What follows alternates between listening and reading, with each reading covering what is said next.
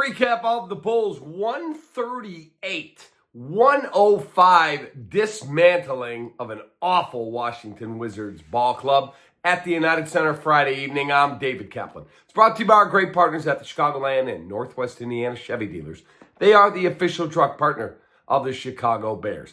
Washington's a freaking joke, and the fact the Bulls lost to them a little more than a week ago is really ridiculous. Tonight, Zach LaVine, his fifth consecutive 30 or more point game. He had 33. He was magnificent. Bulls shot the heck out of the ball from three. But besides Zach, who did it for the first time in his career, 5 consecutive 30-point or more games, I thought the key to the game was Nikola Vucevic. He was tremendous tonight. Vuce, 27 minutes in a blowout, still scored 23, 13 boards, 6 assists, and was 4 of 6 from 3.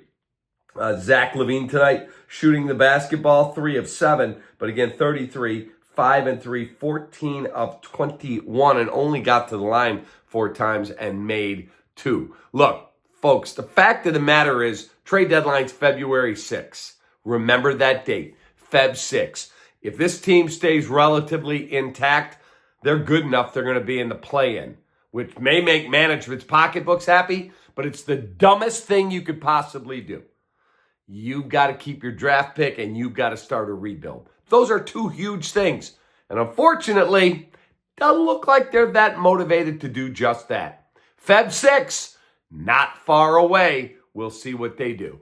Bulls win big, 138-105 against a team that's a sad excuse for an NBA team. Have a great night. Take that.